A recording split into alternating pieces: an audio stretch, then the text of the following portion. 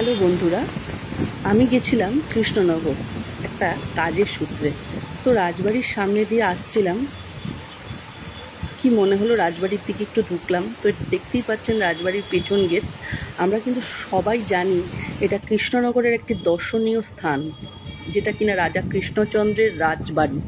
আমরা সবাই জানি এবং প্রত্যেকে দেখে থাকি সোনি আট কার্টুনে রাজা কৃষ্ণচন্দ্রের গোপাল ভাঁড় কার্টুন।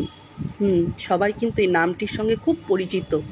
আমরা কিন্তু সবাই জানি। দেখতেই পাচ্ছেন বন্ধুরা, এটা রাজবাড়ির সামনের দিকটা, আস্তে আস্তে এগোচ্ছি সেই গেটের দিকে। আমার কিন্তু খুব পছন্দের একটি কার্টুন গোপাল ভাঁড়। আমি কিন্তু প্রত্যেক দিন সেই কার্টুনটা দেখি। দেখুন বন্ধুরা, সামনের এই যে গেটটা, কি সুন্দর লাগছে দেখতে। আমরা সবাই জানি এই ব্যাপারটা। আর জালালখালির মধ্যে এসে দেখলাম খুবই বৃষ্টি পড়ছে, তো মনে হলো একটু চা খাই। তো একটা ভাইয়ের দোকানে দাঁড়ালাম, ভাইটি চা বানাচ্ছে, আমরা একটু চা খেলাম। চাটা খেয়ে ভাবলাম আবার রওনা দেব। এটা কিন্তু জালালখালির মধ্যে। দেখুন, আমরা চা খাচ্ছিলাম, দুটো চা নিয়েছিলাম। দেখতেই পাচ্ছেন এই বাচ্চা ছেলেটি চা বানাচ্ছে, দেখুন বন্ধুরা। আর ডিমের অমলেট নিয়েছিলাম। আজ এই পর্যন্তই।